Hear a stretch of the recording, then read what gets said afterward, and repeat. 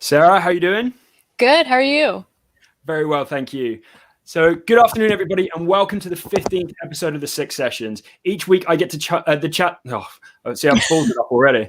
Each week, I get to chat to someone doing something amazing in the growth space, be that marketing, sales, or CX. And excitingly, today's guest has worked in most of those spaces. All of the people I've been chatting to are far smarter and way more interesting than I am, with the whole point that it makes me interesting by association. These sessions are supposed to be short and sweet, and they're definitely unfiltered. Obviously, it's live video. This week, it's my pleasure to introduce you to the original queen of bots and someone who spent most of their career creating I can't even get this through, creating one-to-one moments for customers. She's someone that I've personally fanboyed for years. In fact, when we talk about social and community growth in Six and Flow, she's on the list for our new starters to get a sense of what good looks like. Her time at Drift saw her work across teams from CX to marketing, from business as usual to experimental teams. At Alyce, she's driving growth through community and wearing her career development heart on her sleeve and sharing the lived experience. And not just a fluffy, look how good I'm doing stuff. And she's doing it openly, which is refreshing. Oh, and she's also helping crack that age-old question of how do you make one-to-one scale? She's been part of the growth for one of Boston's tech hypergrowth success stories and runs the critically acclaimed, at least by the Six and Flow team, Self-Control and Cheese podcast. I'm excited to welcome Sara Pion. Sarah, welcome. Wow, that was a really nice introduction. I feel. Do you know what? I'm just going to retire and flustered. just become a hype man. It's the bit I enjoy most about these. I get to spend the week going like, I'm going to say some nice shit, and hopefully one day I'm going to make somebody cry. Oh my gosh, Good news. yeah, that's a good goal to have, right? Someone starts tearing up. They're like, wow. So we've not caught up in ages. Last time I saw you was after Hypergrowth Boston in the Wang Theatre in 2019. And then obviously a small worldwide event happened and everything got cancelled after that. So how was 2020 for you? Because it's been like a full year now. Yeah, 2020 was weird. And also, yeah, weird again. I'm just going to say it twice. Doubly weird. Yeah, because it was just like, whoa. Then also just like throw on top changing jobs and starting a podcast and just like being a person living through a pandemic. So that was interesting. But yeah, I started a new job in 2020, literally 2.5 weeks before at least Boston shut down. So that was an interesting start to the year. About halfway through last year, I became close friends with my very good friend now, Bridget, and we started a podcast because who didn't start a podcast in 2020? I personally did. Yep. Yeah, right. So it's just like, are you a marketer if you didn't start a podcast? And, spending a lot of time on TikTok. Nice. As you do. So I have a 5-year-old daughter who I sometimes rope into basically I share kind of parenting with a child and use her for likes, basically shamelessly. Perfect. And she is now, she will record things and be like, Dad, can you put this on the internet because I want to get Instagram likes? I'm like, fuck, what have we done? Oh no. See, I think that, but I don't say it out loud because that embarrasses me by proxy. But I mean, she's just voicing what we're all thinking. Yeah. So it's external validation. She's strong. So top level, what's your business? What does Alyce do? Yeah, at its very simplest core, we are like a gifting and direct mail and swag platform. But of course, we have to have a different view of things. So it was started by our founder, Greg. He was part of this really tight-knit like agency ecosystem. I'm sure you're familiar with that. They would go to a bunch of conferences together, and he would get this like really generic swag. He would get like cookies or cupcakes, and he's a huge gym buff, talks about it all the time, doesn't eat sugar. And he was like, why are you sending me this? He would get extra large jackets when he likes to wear medium. And so he was just like, this whole experience sucks. I'm going to make something better. So Alyce kind of puts the recipient back into the minds of direct mail and gifting. So as much as I love marketers, gifting isn't about you and your kitschy campaigns and how it all comes together. It's about making and creating a relationship with the person on the other side. So we're invitation based, we're digital, we have more of an e-commerce-y feel where you get to see the gift that someone wants to give you before you actually physically hold it and can choose to accept, exchange, or donate the dollar value of that gift. So it's kind of a double bottom line business too, which makes me feel warm and fuzzy inside. Nice. Yeah. Nice. So like, how did you make the shift across from that? So like I talked about in the intro, you were literally kind of hailed as like the queen of bots. You were drift for drift, which I think put you at like the pinnacle at that point. So like, why the shift across into like a new direction? I think I wanted to know if I was actually good at marketing, and it wasn't just this environment that I jived really well with. I think like was I fit the mold of like what culture can look like at Drift, and people were like pumped about it. And I was like, that's awesome, but what if I'm taken out of the situation and put into a different situation? Would I still be able to feel like I'm accomplishing as much as I felt like I did? And also, like, candidly, I was rather pigeonholed as the queen of bots and as someone who was Sorry, 20. I won't say it again. No, it's totally fine. Internally as well, where I tried to get experience elsewhere outside of the just inbound conversion part of marketing, and it was not received in like the most open way of just like, but you're so good at what you do. And I was like, right, but I'm 24 and hyperactive and like to ask a lot of questions that bother that like annoy people because I'm asking too many questions. Like, can I do more? And so it was a really hard decision, but I was like, I'm just gonna like pluck myself out of that scenario and drop myself into a completely different scenario just to see for myself if I can, if I'm a marketer for real. And what's the answer to the question? Are you a good marketer? I think so. Yeah. I think I got there. It was touch and go there for a bit at the beginning, though. I was like, oh my God, I've made a huge mistake. This is not good. I should just stick to bots. Yeah. So, and what's your role at Alyce? Like, what are you doing now? So we're a 7-person marketing team. So that means that like the lane of responsibilities are like this wide, but essentially customer engagement is what I am focusing on, whether that's like online via social, or like organic distribution channels for our content, creating that content, or working really closely with our account management team to run specific ABM programs for our customers. So we do like a weekly customer recognition program called Alyce All-Stars on social, and I get to have just the most fun conversations with customers because we don't ask them at all about what they do for their job. We're like big on the 5 to 9 because that's like what makes you a person. I'm not just like a marketer. I'm also like a middle sister and a true crime podcast junkie and like a boxer and all this stuff that makes me wrapped up in a nice little package. But if you market to me just as a marketer, you're not going to hit home on everything that makes me me. So I just get to have those like really fun conversations where I'm like, what was your first screen name? And like, where would you travel back in time to? And what would you do? And like questions like that. So it's really fun. What was your first screen name? Sports girl, no I in girl, obviously. Nice, cool. Because I played all the sports. Nice. So what got you into marketing in the first place? I think it was the class that I liked the most in university, even though it wasn't really marketing. They don't teach marketing in school, and I don't know if they'll really ever be able to like wholeheartedly teach all of marketing, which is fine because school has other advantages. But I didn't want to do accounting. I didn't want to do finance. I didn't want to do consulting. And those were really the 3 paths laid out for you when you're a business major. And so I knew that I liked writing. And so I was like, I think that that's probably marketing, right? Is writing, because they didn't teach you anything. And so Close enough. It's definitely close enough. Close enough. And so I applied to Drift and I was like, would I be able to write for the marketing team? And the recruiter was like, no, but you could write help docs. And I was like, sounds like writing to me. I'm in. And since then I was just like fascinated with the concept of marketing, not really understanding what it was until I saw it put into motion and practice at Drift. And then I was like, oh, I really think I would like doing that. So you bounced around like a bunch of departments of Drift and got to like experience different parts of the business, right? For sure. You must have worked with like some pretty cool like line managers, because like the one thing you could say about Drift is they always attract great talent, and I assume that kind of translates across to the line management as well. So you must have. Yeah.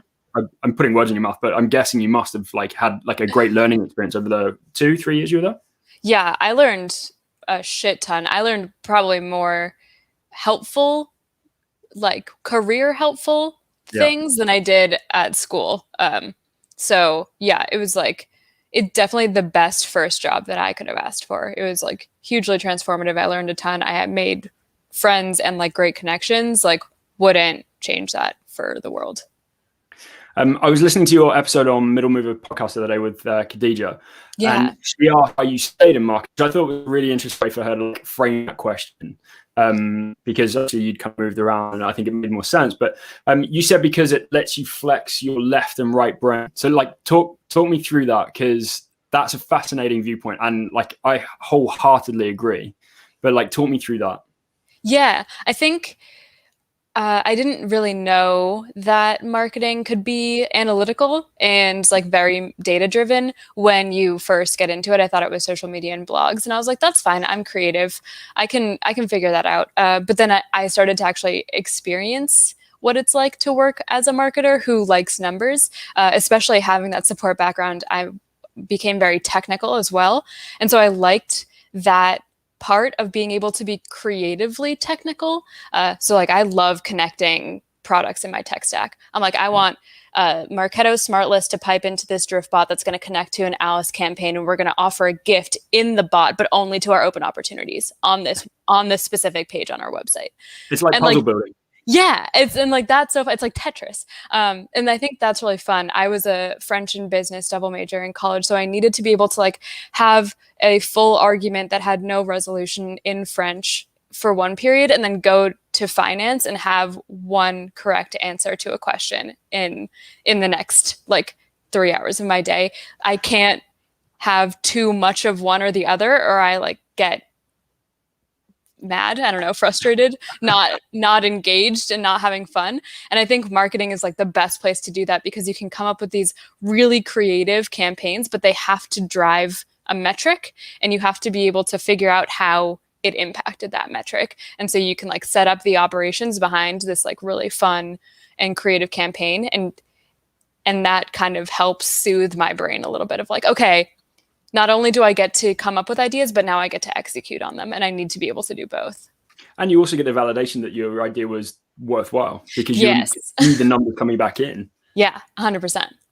I like it. I like it. What excites you most about marketing right now? I think people are, because there's so much technology, people are starting to realize that they should connect them. And use all of the data for a better experience and not just have silos that have data that live only fully alone. And so I think the connection of technology is going to be super cool. But I think also other parts of businesses are like speaking out. Social media has been like super powerful, especially this past year. I think there's been like a lot more people sharing their experiences and connecting over their experiences over social. And if brands can hop into those conversations or facilitate those conversations, they start to build this like really nice little tight knit community around them that might not necessarily be Alyce product users specifically, but instead like people who care about the world and also marketing. And so I think like both technology and community, which feel like two separate things, but I think can actually be very closely knit. Well, one can fuel the other or support the other. Yeah, exactly. So Alyce is all about creating those special moments. So like with a big emphasis on like some of the like the processes we're talking about, very like one-to-one, very human centric, and like an awareness or even like an empathy around those like the end customer. How is Alyce helping solve that at scale? Because like it's all well and good kind of having that one-to-one, let's put our arms around the people we're trying to sell to and understand them better, but typically that caps out, and it's one of those problems that marketers are like, yeah, that's great, but will it sell at scale even? Yeah, I think one thing that Drift taught me, and like a lot of other people too, is you can and should do things that don't scale. Like not everything needs to be a fully automated process that like runs without you touching it, because then you forget about it, then the people don't feel cared about anymore, and it inevitably will break and you have no idea where because you're so unfamiliar with that process.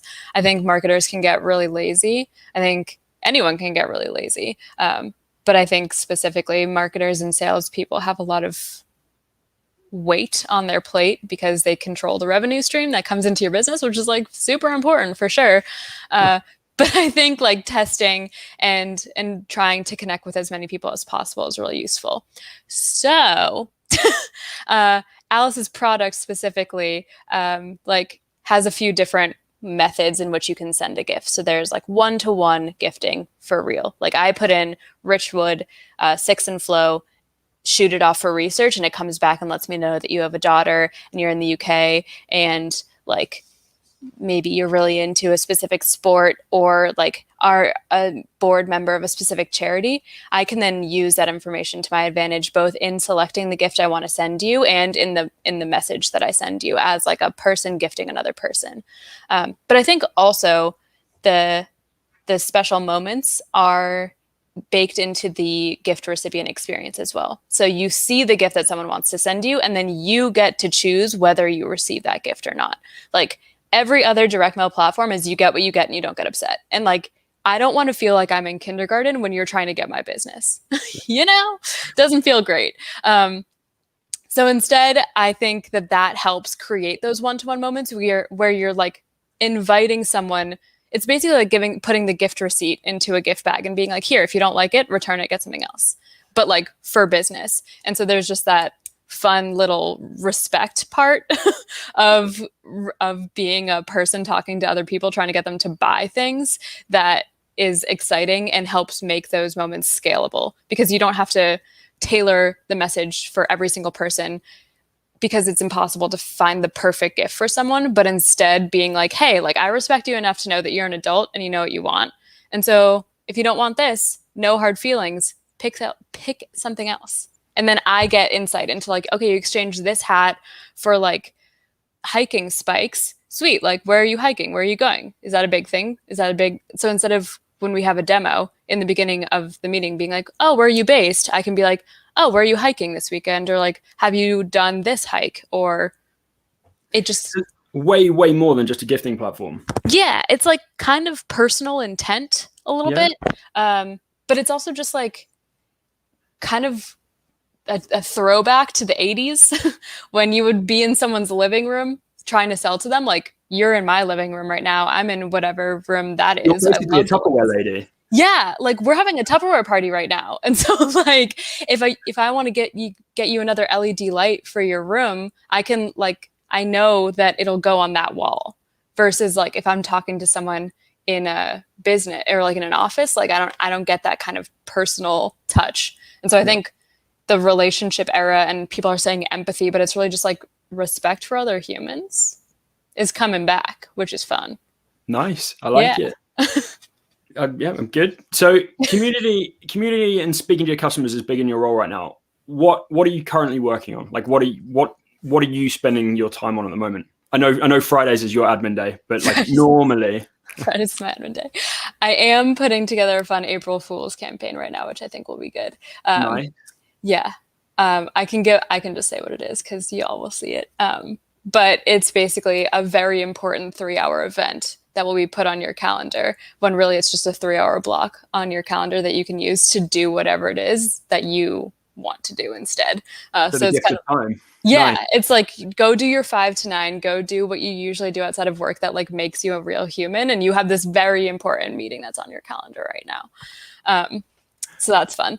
But on the customer side of things, we're just trying to encourage a lot more usability. So like we're doing a webinar that's going to be like very specific to our target accounts. That's going to be more of like an inspo sesh kind of vibe. So we have the most ridiculous inspiration sessions, brainstorming sessions in our marketing team, and come up with like the craziest ideas and end up boiling it down to a campaign that someone inevitably ends up stealing after we do it, which is very cool because they like the idea. So we kind of want to help our customers facilitate those kinds of ridiculous conversations as well, but come out on the other end with a tangible campaign idea they can start working on right now. So We're doing that. I'm doing a power hour with our users where we're just going to like play music, send gifts, help each other exchange pro tips, kind of like build a community within our customer base and kind of simulate that sales floor that we've been missing out on a lot. And then we're doing like a wellness retreat kind of thing for field marketers right before event season starts. So it's like treat yourself before you get wrecked. So you started in CX, right? So that was your first like step into the tech space. How do you think that CX launch board into your career has like shaped the way that you became a marketer? Like what influence do you think that has on your current role? It made me very much more customer centric and understanding the real and true value of having personal relationships with your customers. Like I would have people who came on to chat even after I was out of support who was like, can I talk to Sara? And for that guy, absolutely, I would get on chat with him and like help him troubleshoot because like I sent him and his wife swag, like we had been through it together.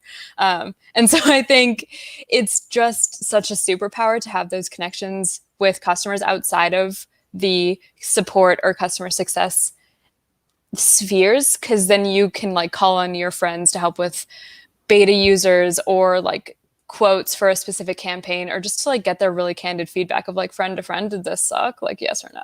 Like tell me how it is. And it also helps build more of a community versus an audience. So audience are people who just listen. Community are people who participate.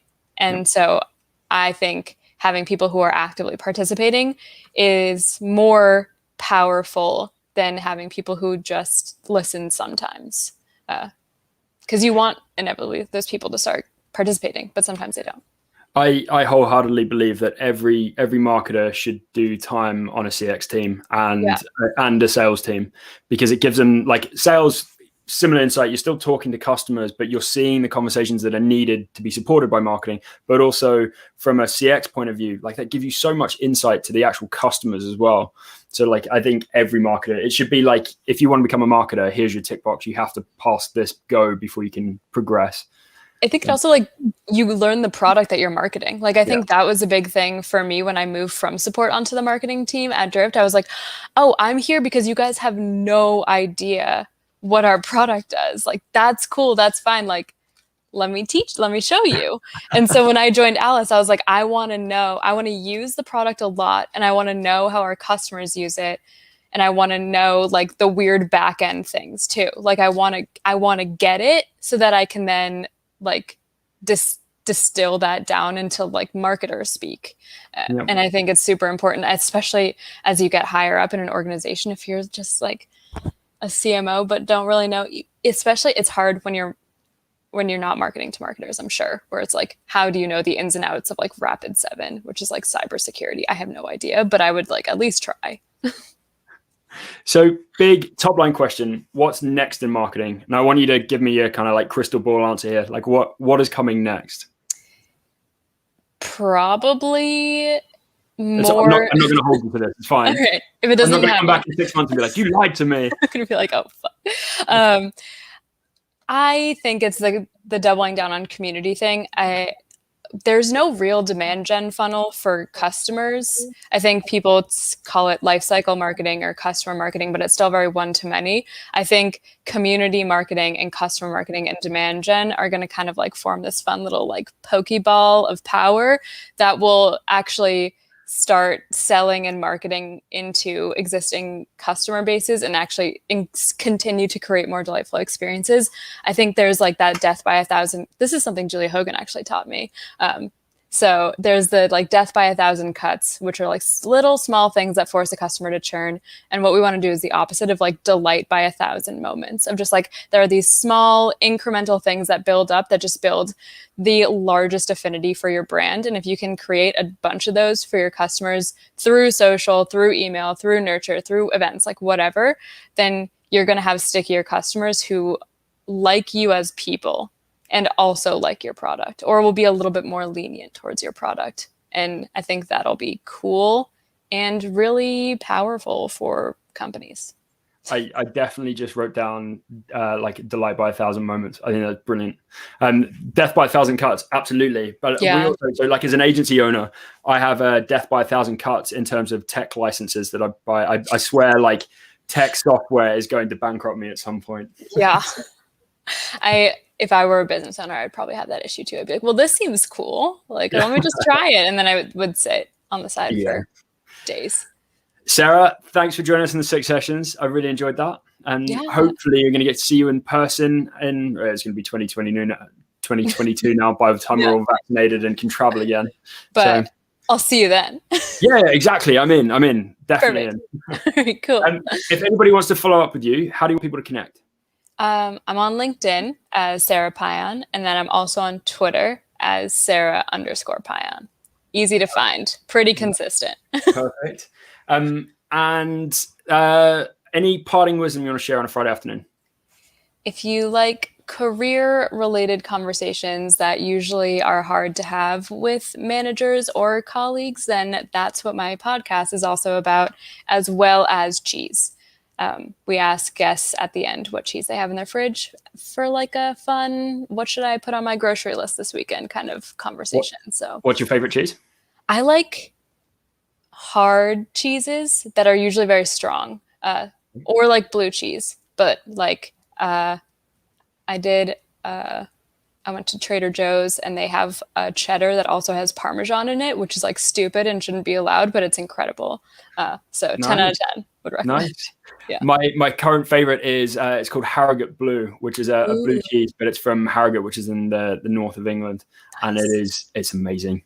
There's absolutely no way I can get any of that to you to try it. So I just have to take my word for it.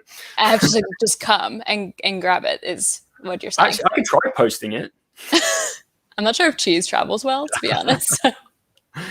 Thanks everybody, and see you next week. Oh, actually, it's the week after next because obviously we've got Easter coming up, and I totally forgot about that. But the next speaker we've got is Louis Grenier from Everybody Hates Marketers, so that'll be fun as well. And I'm sure he will say fuck more than I will, and it'll be great. So thanks everybody, and see you week after next.